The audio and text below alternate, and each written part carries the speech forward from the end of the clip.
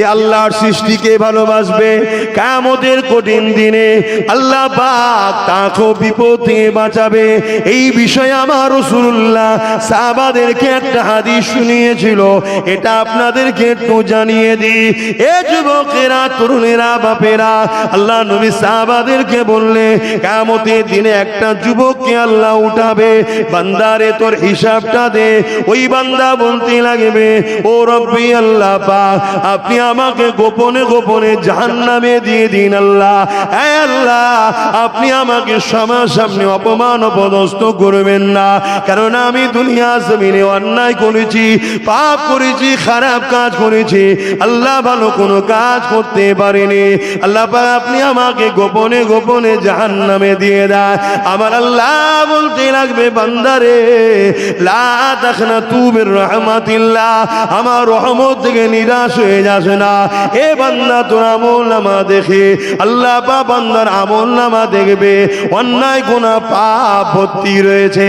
ওই বান্দার আমলনামার মধ্যে মাত্র একটা ভালো কাজ পেয়েছে, যে ভালো কাজটাকে দেখে আমার আল্লাহ পাক বড় রাজি খুশি হয়ে যাবে। চলো, এখনো সময় আছে, সূর্য এখনো উঠে আছে, ডোবে নে গো, চিন্তা করার কিছু নেই। কেননা আমার আল্লাহ তিনি যিনি ফিরাউনকে নীল নদে ডুবিয়ে মেরেছে, আমার আল্লাহ তিনি যিনি এমন করে নমরুদকে খোরা মশা দিয়ে মেরেছে, আমার আল্লাহ তিনি চিঙ্গিস খানের মতো জালিমকে মিটিয়ে দিয়েছে। তাই চিন্তা করার কিছু নেই, কিন্তু তোমাকে আমাকে সিরাতুল মুস্তাকিমের রাস্তায় উঠতে হবে, যে রাস্তা আমার নবীর কদমে গেছে। অর্থাৎ তোমার আমার মডেল একজন, নামাজ পড়বে নবীকে দেখো, ধর্মনীতি নবীকে দেখে, সমাজনীতি নবীকে দেখে, অর্থনীতি নবীকে দেখে, কারবার নীতি নবীকে দেখে, রাষ্ট্রনীতি নবীকে দেখে, রাজনীতি নবীকে দেখে, পরিবার নীতি নবীকে দেখে। এ যুবকেরা, অন্য কাউকে মডেল মানলে হবে না গো, কেননা তোমার আমার মডেল হলো একজন, তিনি হলেন মুহাম্মাদুর রাসূলুল্লাহ।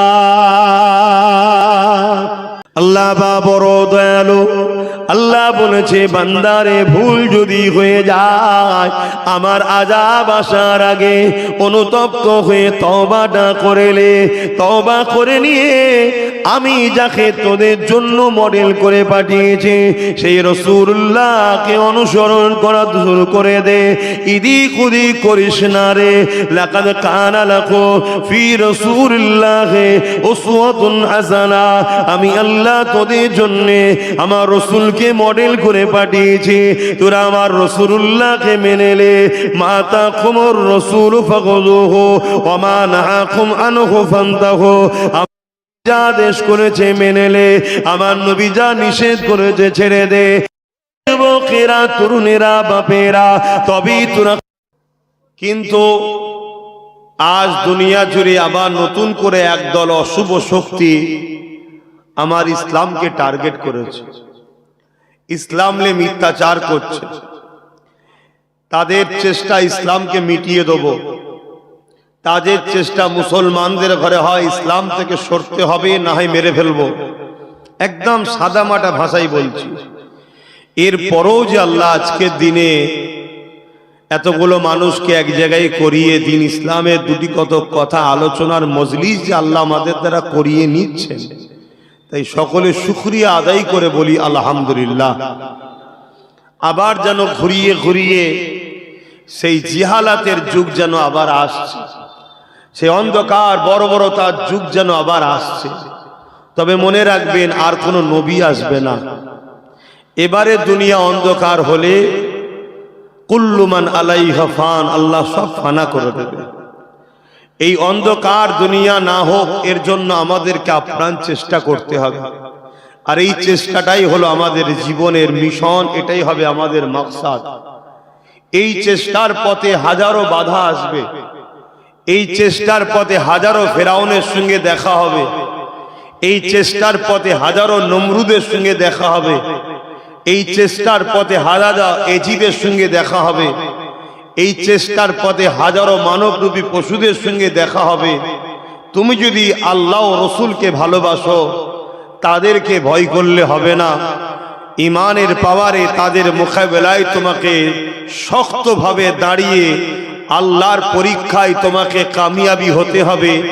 আল্লাহ যদি তাদের বিরুদ্ধে লড়িয়ে তোমার জীবনকে নিতে চায়, জানবে এটা তোমার জন্যই আল্লাহ নসিবওয়ালা করেছে, অর্থাৎ তোমাকে আল্লাহ শহীদের দরজা দিচ্ছে। জোরে বলুন সুবহানাল্লাহ। আর যদি তাদের মোকাবেলায় লড়িয়ে আল্লাহ তোমাকে গাজী বানায়, তাও জেনে রেখে দিও এটাও তোমার জন্য নসিব।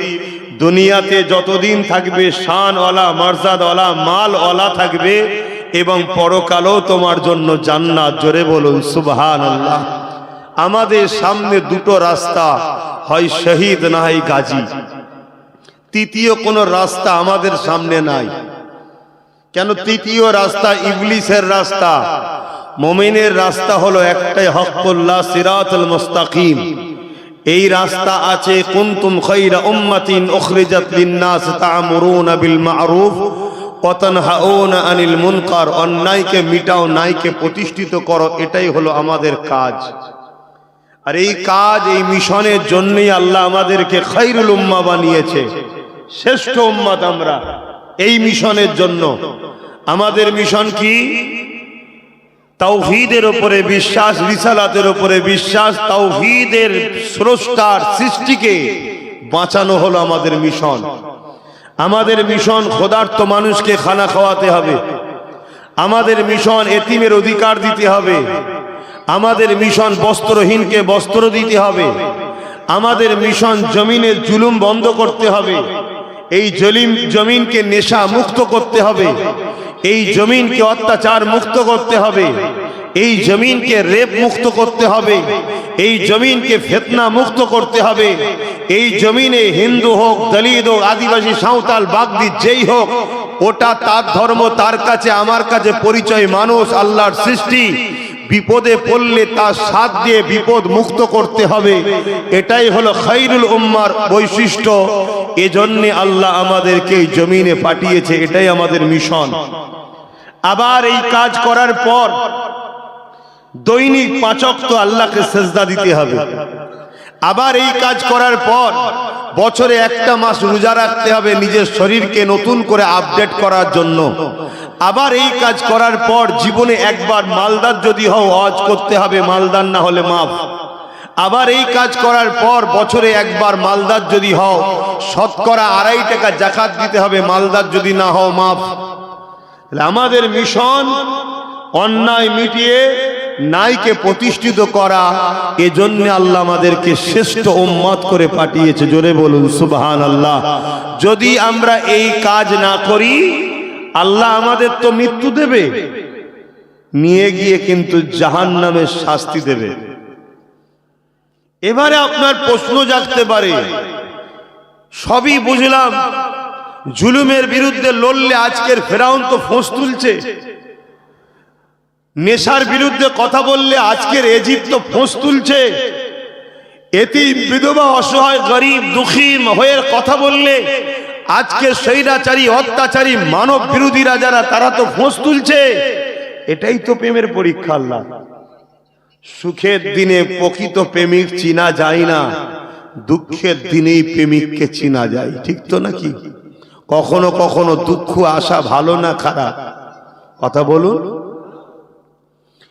আরে বিপদ না হলে কে আপন কে পর চিনা যায় না, বিপদেই চিনা যায়। এত ভালোবাসার মানুষ, ভাইজান জিন্দাবাদ, বাবাজি জিন্দাবাদ, বিপদে কে পাশে দাঁড়ায়, ওটাই তো দেখার বিষয়।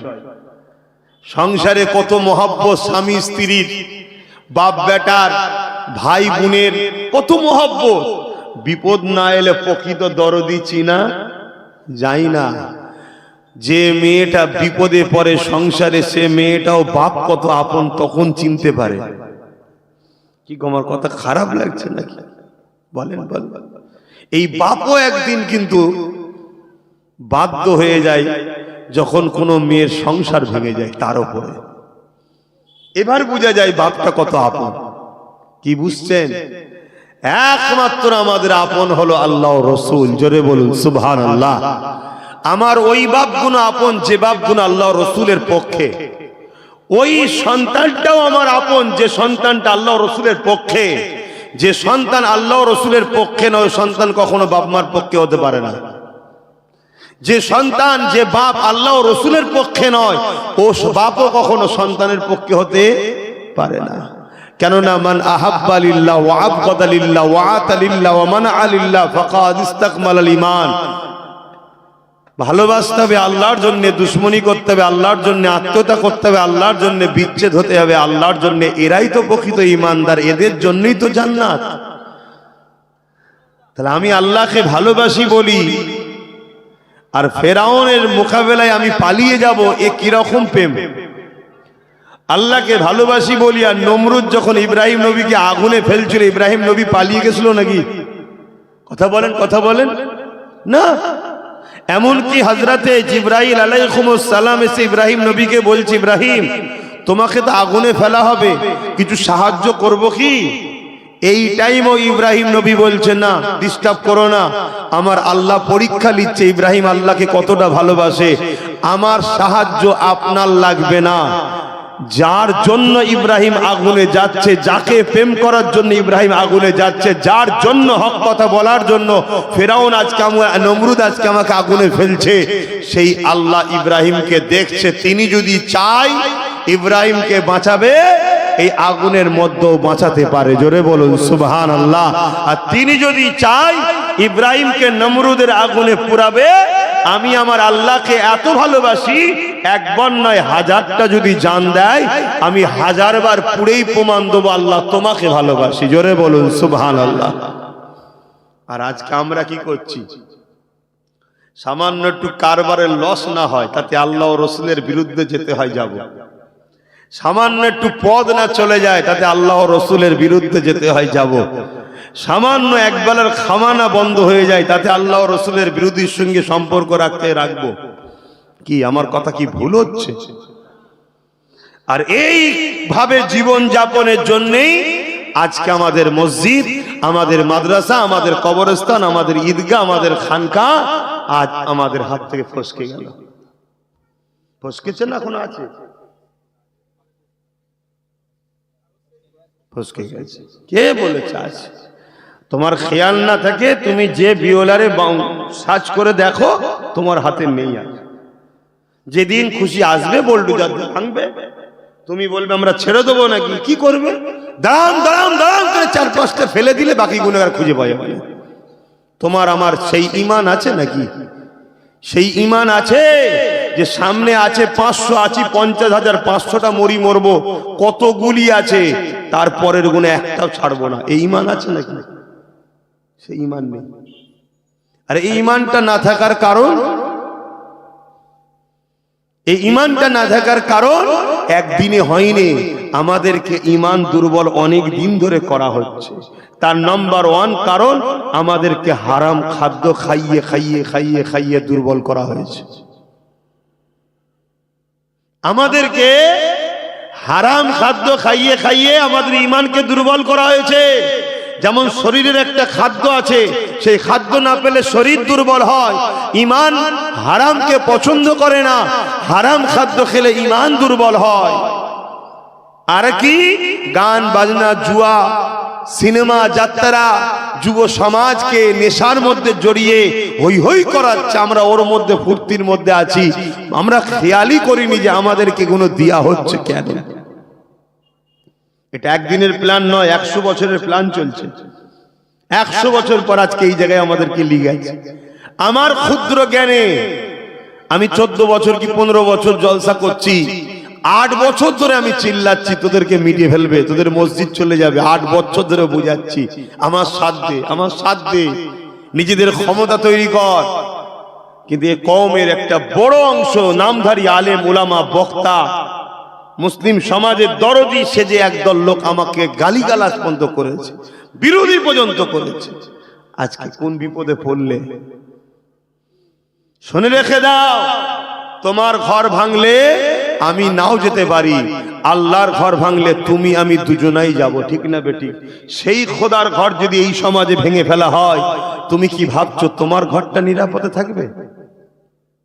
একবার মাথায় ঢুকাও, একবার মাথায় ঢুকাও। তোমার দান করা জায়গায় তোমার আমার কষ্টের মেহনতে তিল তিল করা পয়সা জমানো 50 বছর 60 বছর 100 বছর 200 বছর 1000 বছরের মসজিদ যদি ভেঙে ফেলতে পারে, তাহলে তোমার ঘরগুলো নিরাপদ মনে করছো নাকি? এটা খোদার মার। তুমি আমি খোদার ঘরের জন্য নাই, খোদা তোমার ঘরের জন্যও নাই। তবে মনে রেখে দিও, যারা আমার ইসলামের বিরোধী করেছে আল্লাহ তাদেরকে মিটিয়েছে, আগামীতে এদেরকেও মিটাবে। কিন্তু তুমি আমি কি করে বাঁচবো? তোমার আমার সাথ তো আল্লাহ দেবে না। কেন? তুমি আমি তার দিনের সাথ দিইনি। তুমি আমি যুগে যুগে সাথ দিয়েছি ইসলাম বিদ্বেষীদের। তুমি আমি যুগে যুগে সাথ দিয়েছি তাদের যারা ইসলামকে মিটাতে চেয়েছে, তাদের সাথ দিয়েছি। তাহলে আজকে কি হবে? এই জায়গা থেকে ফিরার রাস্তা আছে, নেই কে বলেছে? কেউ সাড়া দিল না। বলুন, এই তো আমাদের কওমের রাস্তা। ও ডাকছে কোথায়? জাহান্নামে না জান্নাতে? বলুন বলুন। এরা কেউ ওর ডাকে সাড়া দিয়ে জান্নাতে আসতে চাইনি। তাহলে যখন ওরা নিজেরাই চাইছেন আমি জান্নাতে যাব, তাহলে আল্লাহ কেন ওকে সাহায্য করবে বলুন? না, আমার কথাকে হাসির ছলে নিলে হবে না। হাকিকাত এটা, এটা হাকিকাত। আমরা সব জিনিস কি ইয়ারকি করে নিচ্ছি, ছেলে খেলা করে নিচ্ছি। কেন জানি না এই কম এতটা মানে বিগড়ে গেল, আল্লাহ ভালো জানে। দেখে ভালো লাগলো যে একটা যুবক ছেলে উঠে তার ভাইগুলোকে ডাকছে, आजा जन्नत में आजा। ये तो जन्नत की एक टुकड़ा है, बाग है। आका ने फरमाया, काल हलाकत जिक्र, जहां खुदा की बात होती है ये दुनिया में जन्नत की बाग है। बोलिए सुभान अल्लाह। সেই জায়গায় ডাকছে, কিন্তু বাকি ছেলেরা গুরুত্ব দিচ্ছে না। আজ আমাদের সবথেকে বড় বিষয়, আমাদের কোনো লিডার নেই। না ধর্মীয় কোনো লিডার আছে, না রাজনীতির কোনো লিডার আছে। বলুন, আগামী দিন কোন এক জায়গায় যদি হত্যালীলা শুরু হয়, মসজিদ মাদ্রাসাকে ভাঙা হয়, ওটা সমাধান করার জন্য আমাদের কোন লিডার আছে? কার কথাই আমরা নামবো বলুন? কোন মুসলিম লিডারের নেতৃত্বে আমরা যাব বলুন? যাকেই ভালোবেসে পিছনে সাথ দিয়েছি সে বেটাই যাতে শুনে। কিন্তু হাকিকতটা আপনাকে ভাবতে হবে, আজকে কোন জায়গায় আপনি দাঁড়িয়ে আছেন। আর পরিস্থিতিকে সামনে রেখে আলোচনা করাটাই দ্বীনের ইসলামের হুকুম। আজ নামাজের অভাব নেই, রোজার অভাব নেই। যদি নামাজের অভাব হতো তাহলে মসজিদগুলো বাড়ছে কেন? একটা গ্রামে আগে একটা মসজিদ ছিল, একটা অঞ্চলে একটা মসজিদ ছিল, এখন প্রতিটা গ্রামে দুটো তিনটে করে হয়ে গেছে। নামাজি কম কে বলছে? দাড়ি টুপি কম কে বলছে? রোজার মাসে রোজা রাখে না কে বলছে? সব বেড়েছে, কিন্তু ভাটা পড়ে গেছে। প্রকৃত নবীর প্রেমিক নেই, প্রকৃত আমার রসুলের দরদি, দ্বীনের দরদি নেই।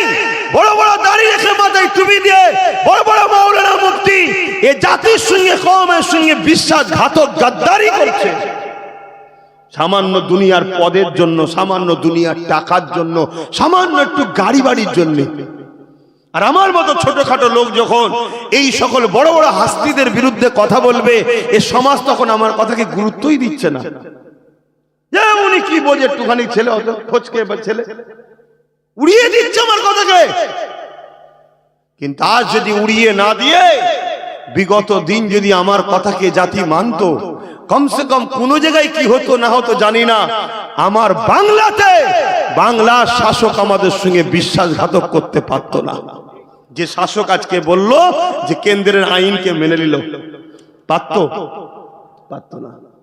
আমি সেই রাস্তা দেখিয়েছিলাম, কিন্তু ছোট মানুষ, বড় বড় মাথায় মাথায় সব বসে আছে, তারা একদিকে আমার বিরোধী করছে। স্বাভাবিক মুসলমান দ্বিধাদ্বন্দ্বের মধ্যে পড়ে গেছে। এবার কি হবে আপনি ভাবতে পারছেন না। আমি 1 বছর 10 মাস আগে একটা কথা বলেছিলাম, 1 বছর 10 মাস আগে একটা কথা বলেছিলাম, অনেকে রেকর্ডে দেখেছেন হয়তো, যে আগামী 3 বছরের মধ্যে তোমাদের চোখ দিয়ে পানি নয় খুন বেরোবে। শুনেছেন কেউ কি? হ্যাঁ। এখন আর 1 বছর 2 মাস বাকি আছে, দেখো না কি হয়। দেখো আল্লাহ যদি আমায় বেঁচিয়ে রাখে, সেদিন এসে বলবো পানি বেরোচ্ছে না খুন বেরোচ্ছে। আর যদি চলে যায়, তোমরা কমসে কম একে অপরে আলোচনা করে লিও যে আব্বাস সিদ্দিকী কি বলেছিল। দেখো মুখ আমার, কথা তো আমার নয়, কথা তো আমার রাসূলুল্লাহর ভবিষ্যৎবাণী। আল্লাহ নবী বলেছেন একটা সময় আসবে আমার উম্মত প্রচুর মার খাবে। সাহাবা হুজুররা জিজ্ঞেস করলেন, ভাই তাদের, ইয়া রাসূলুল্লাহ আমার ভাইদের সংখ্যা কি কম হবে? আল্লাহ নবী বললেন, না, সংখ্যা অনেক হবে, তারপরও মার খাবে কেন? রসুল বললেন, তারা আল্লাহকে ভয় না করে মৃত্যুকে ভয় করবে।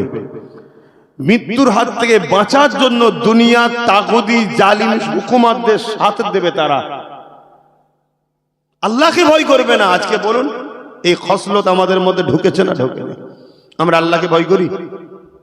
আমরা দুনিয়ার জালিম শাসকদের ভয় করি, তাগুদি শক্তিদের ভয় করি যে আমার কাজটা না আটকে যায়, আমার টোটোটা না বন্ধ হয়ে যায়, আমার প্ল্যানটা না আটকে যায়, আমার এই না হয়ে যায়, আমার নামে গ্যাজের মামলা না এসে যায়, আমার নামে এই সমস্যা না হয়ে যায়। আল্লাহকে আমরা ভয় করি না। আর অথচ আল্লাহ বলছে যে আমাকে ভয় করে ইমান খলিমান খাফা মাকাম রাব্বিহি জান্নাতান। সূরা রহমানে আল্লাহ বলছে আমি তাদেরকে দুটো জান্নাত দেব। জোরে বলুন সুবহানাল্লাহ। এবং আল্লাহকে যে ভয় করে, যার অন্তরে আল্লাহর ভয় আছে, তার ভয় সবার অন্তরে আল্লাহ ঢুকিয়ে দেয়। এটা সিস্টেম, তার মধ্যে কিছু থাকবে না, তারপরেও তাকে ভয় করবে দুনিয়া, জালিমরা তাকে ভয় করবে। আর যার অন্তরে আল্লাহর ভয় নেই, আল্লাহ তার ভয় সবার অন্তর থেকে তুলে নেয়। আজকে উমর ফারুক হুজুরের নাম আজকের দিনেও শুনলে পৃথিবীর জালিম শাসকরা এখনো ভয় করে। উমর ফারুক হুজুরের আলোচনা করলে অনেক জায়গায় অবজেকশন করে যে ওনার আলোচনা করবে না। কেন? উমর ফারুক হুজুরের আলোচনাতে এখনো ভয় করে জালিম শাসকরা। কেন?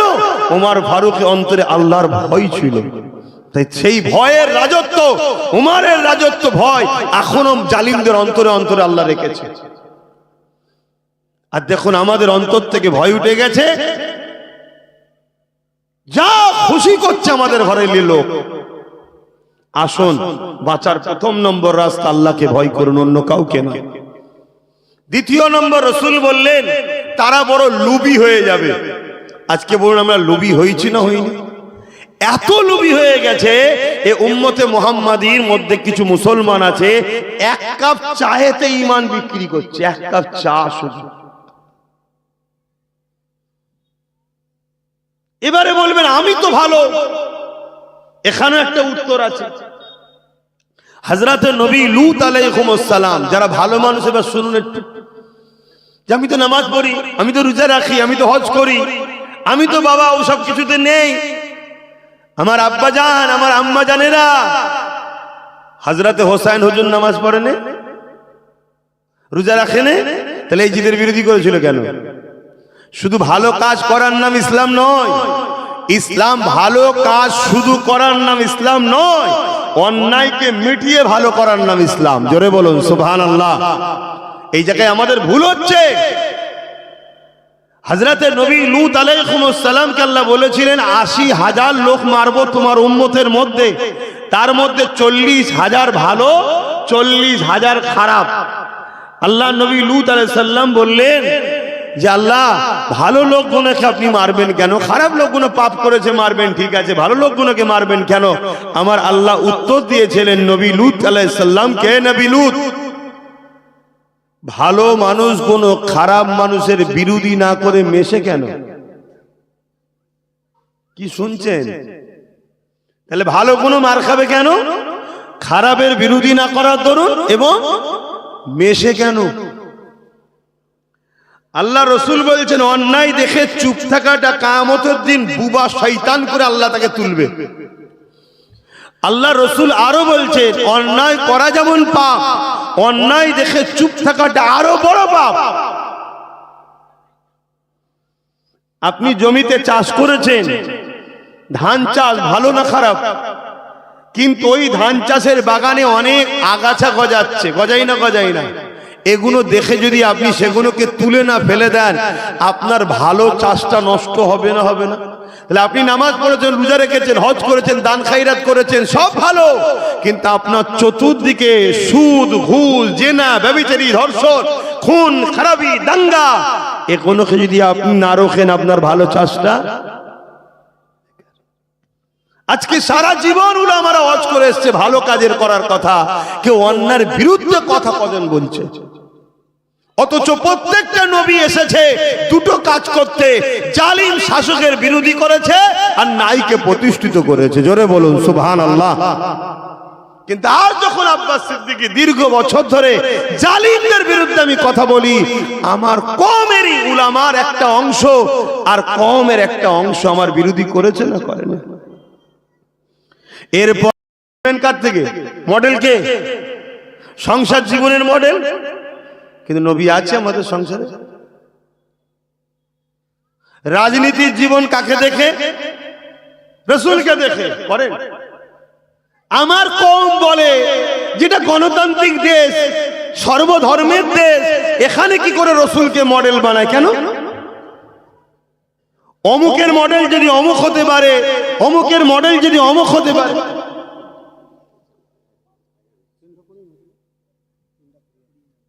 হ্যাঁ, আজান দিবেন যখন শুনে যাবে তো, হ্যাঁ তখন বন্ধ করতে হবে, ঠিক আছে?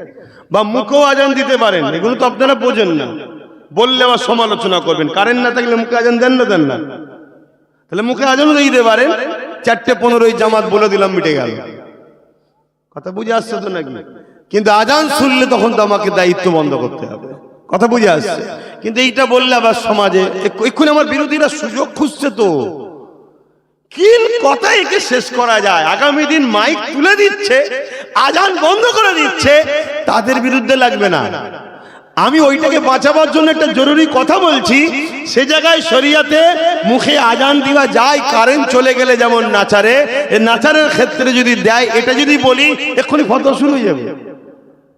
কথা বুঝে আসছে তো নাকি? বিপদ কোন সমাজে? আরে বাইরের লোক আমাদের বিরুদ্ধে লড়তে পারবে না যদি আমার জাতের মধ্যে গাদ্দার গুলো ওদের সাথ না দিত। এ জাতির ক্ষতি তো গাদ্দাররা করেছে। সেদিন 313 জন ছিলাম বদরে, আমাদের মোকাবেলা দেখে দুনিয়া আছে। আর আজকে কোটি কোটি টাকার পরও আজ আমরা কুকুরের থেকে বেহাল হয়ে গেছে। আমাদের একটাই কারণ, সেদিন আমাদের মধ্যে গাদ্দার ছিল না, আজ আমাদের মধ্যে গাদ্দার ঢুকে গেছে। এই গাদ্দাররা আমাদের সব কিছু প্ল্যান, পরিকল্পনা, কোথায় নারী, নক্ষত্র কি আছে, সব কিছু টাকার বিনিময়ে যে বলে দিচ্ছে। তাই আমার কওমকে বুঝাচ্ছি, আর এগুলো বুঝানোর জন্যে যারা তোমাদেরকে মেটাতে চাইছে তারা কিন্তু আমার বন্ধু হচ্ছে না, তারা আমার জানের দুশ্মন হচ্ছে। কিন্তু আমি পওড়া করি না। কেন করি না? জানটা আমার নয়, যিনি সৃষ্টি করেছেন তিনি হেফাজত করার দায়িত্ব রেখেছেন। আর তিনি এত শক্তিশালী, পুরো পৃথিবী তার মোকাবেলায় লাগলে শুধু বলবে কুন হো যা, সঙ্গে সঙ্গে শেষ হয়ে যাবে। তিনি হলেন আমাদের আল্লাহ। কে? জবাই জবান খুলে বলুন, জবানে কি দোষ হলো? জবান খুলে বলুন আল্লাহ। তিনি হলেন আমাদের আল্লাহ। তার উপরে ভরসা করে রাখতে হবে, তার উপরে ভরসা রাখতে হবে। তো ভাইরা, আমি যে কথা বলছিলাম, কি কথা বলছিলাম যেন একটু বেখেয়াল হলে অন্য লাইন হয়। কেন হাজারো চিন্তালে ঘুরছি, হাজারো চিন্তালে ঘুরছি, আমি তো পেরেশান হয়ে যাচ্ছি। আমার সাথের লোকেরা বলছে এত আপনি ভেঙে পড়লে হবে কি করে, লড়াই করতে হবে আপনাকে। আমি তো দিশিয়ারা হয়ে যাচ্ছি যে আমার জাত কি করলো, আমার কওম কি করলো। হ্যাঁ ভাই আমার, আমার আল্লাহ আমাদের জন্য মডেল করেছে রাসূলকে। আজ মুসলমান ঘরের ছেলে আমাদেরকে বুঝায় যে এখানে রাসূলুল্লাহকে রাজনীতির মডেল বানানো যাবে না। কেন? আমার নবী মদের পক্ষে না বিরুদ্ধে? জোরে বলুন। আমার দেশের সংবিধান মদের পক্ষে না বিরুদ্ধে? আমার রাসূল ঘুষের পক্ষে না বিরুদ্ধে? আমার দেশ ঘুষের পক্ষে না বিরুদ্ধে? আমার রাসূল ধর্ষণকারীদের পক্ষে না বিরুদ্ধে? আমার দেশের সংবিধান ধর্ষণকারীদের পক্ষে না বিরুদ্ধে? আরে এখানে তো আমিনার লালিরই চলবে। কেন পৃথিবীতে তিনার মতো কেউ মডেল আসে না, আর আসতে পারে না। সবারটা যদি চলে আমার রাসূলুল্লাহটা চলবে না কেন? মেন কথা হয়েছে আমাদের মধ্যে গাদ্দার আছে, আমাদের মধ্যে গাদ্দার আছে। আমার নবী পাক সাল্লাল্লাহু আলাইহি সাল্লামের একটা কাজ বলুন যেটা মানবতার বিরুদ্ধে, বলুন। আর আমি গর্বিত, আমি ভারতীয়, আমার দেশের সংবিধান আমার ইসলামের কোনো কাজের বিরোধী করে না। শুনছেন তো না? আপনাদের জানা নেই তো? আপনারা শুধু বাবারা নামাজ পড়ো, রোজা রাখো, হজ করো, দাঁড়িয়ে রাখো, এইটাই তো সারা জীবন শুনেছেন, যেন ধর্ম শুধু এইটুকু আর কিচ্ছু নেই। দাঁড়িয়ে রেখে সুদ খাচ্ছে, দাঁড়িয়ে রেখে এতিম গরিব বিধবাদের মাল ছেড়ে খাচ্ছে, হজ করেছে নিজের ভাইয়ের হক মেরে। শুনছেন তো নাকি? এর বিরুদ্ধে কোনো আওয়াজ নেই। মনে রাখবেন, আমি নামাজের বিরুদ্ধে নয়। এই তো আপনার গ্রামে তো উঠে যেতে পারতাম না, নামাজটাকে পড়েছি, নামাজটাকে পড়েছি, তাতে আমার দেরি হয় হোক। জনগণ কি বলবো সব পড়া করলে হবে না। এই জায়গায় আমাকে নিয়েছে, আপনারা বসাননি, আমার আল্লাহ বসিয়েছে। অতএব আল্লাহ কাজটাকে করতে হবে। আল্লাহ যদি আপনাদের সঙ্গে আমাদের প্রেম দেয়, আমি 5 মিনিট মুখ দেখতে গেলেও মানুষ বলবো ওই হুজুরি চাই। আর আল্লাহ যদি বলে ওকে সম্পর্ক রাখবো না, আমি সারা রাত ধরে আপনাদের এখানে বকলো, আপনারা বলে ওই হুজুর দরকার নেই, বাদ দে তো। কথা ঠিক না বেটি? তাহলে নামাজের বিরুদ্ধে আমি নয়, কিন্তু আমি বুঝাতে চাইছি কি, এই যে নামাজ পড়লাম, আপনারাও পড়েছেন, বলুন সমাজের কি উপকার হয়েছে? আপনি নামাজ পড়েছেন, আমিও পড়েছি, এই নামাজ পড়াতে এই সমাজের কি উপকার হয়েছে বলুন? আমার কথা বুঝছেন তো নাকি? এটা আমার উপকার হয়েছে। আপনি নামাজ পড়েছেন, আপনার উপকার হয়েছে। কেন? মহান স্রষ্টাকে সেজদা দিয়েছেন, আমার আল্লাহ আপনার এই মাথাকে কারো কাছে নত হতে দেবে না। জোরে বলুন সুবহানাল্লাহ। আমার আল্লাহ আমার উপরে, আপনার উপরে খুশি হয়েছে। আমার আল্লাহ আমার আপনার জন্য জান্নাতের দরজা করেছে, সেই বাবুস সালাত দিয়ে আমরা সেখান থেকে ঢুকবো। জোরে বলুন সুবহানাল্লাহ। এটা আমার আপনার ফায়দা, কিন্তু সমাজের কি লাভ হলো? কিন্তু আমি যদি মদকে সমাজ থেকে মুক্ত করে দিতাম, ব্যান্ড করে দিতাম, এ সমাজে মদ চলবে না, তাহলে এটা মুসলিম অমুসলিম আদিবাসী দলিত সাঁওতাল সব ধর্মের মানুষের উপকার হবে না? হবে না? কারণ 100টা ক্রাইম যদি হয় 80টা মদের কারণে, 100টা যদি অ্যাক্সিডেন্ট হয় 80টা মদের কারণে, 100টা সংসারে যদি ডিভোর্স হয়, তালাক হয়, 80টা মদের কারণে।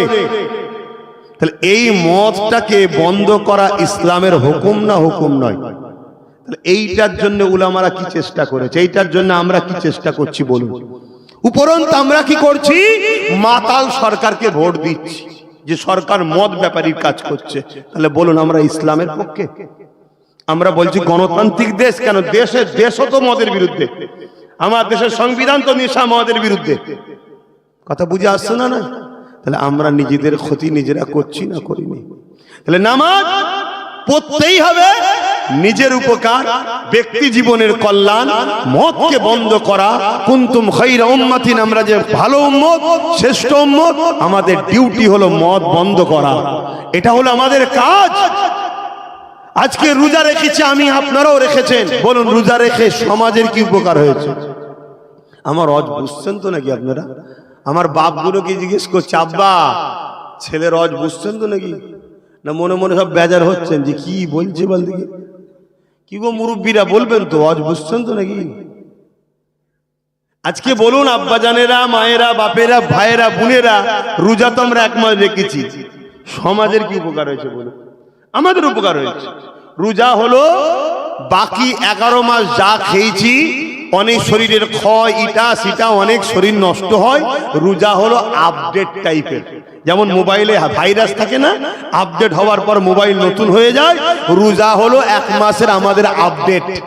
আল্লাহ আপডেট করে আবার সব কিডনি ফিডনি হার্ট ব্লক শরীরকে আবার চাঙ্গা করে দিল। জোরে বলুন সুবহানাল্লাহ। এটা আমার উপকার, আপনি রেখেছেন আপনার উপকার। বলুন সমাজের কি উপকার হয়েছে? কিন্তু আমরা যদি ঘুষ মুক্ত সমাজ করতাম, যে কেউ ঘুষ নিতে পারবে না, শুনছেন তো নাকি? এটা আমার নবী করেছে না করেন? এটা কি আমাদের ডিউটি নয়? এবার আপনি বলছেন কি করে হবে? এটা আপনার কথায় মানায় না তো। যে মায়ুস হয় সে কখনো মোমেন থাকে না, কুফরি করলো সে। এটা তো চেষ্টা আমার আপনার। এটা তো আমার আপনার চেষ্টা।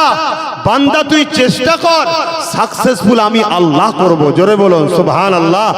তাহলে আজকে যদি ঘুষ না থাকতো তাহলে তোমার আমার ঘরের উপযুক্ত ছেলেগুলো চাকরি পেত। ঘুষের কারণে 2 নম্বর গুলো চাকরি পাচ্ছে না, পাইনে বলুন। আর 2 নম্বর চাকরি পাওয়াতে কি হচ্ছে, তোমার আমার ঘরের ছেলে যখন পড়তে চাইছে, স্কুলে যাচ্ছে, যে শিক্ষক সে তো ঘুষ দিয়ে পেয়েছে, সে তো উপযুক্ত নয়, সে ঠিকভাবে পড়াতে পারছে না। তোমার আমার বাচ্চাগুলো মূর্খ তৈরি হচ্ছে। এটা গেল একদিকে।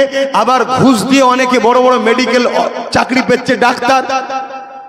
তুমি আমি যখন বিমার হচ্ছি, তার কাছে যাচ্ছি, কাটার কথা এই নাড়িটা কেটেছে, আর এক নাড়ি মরে গেছে।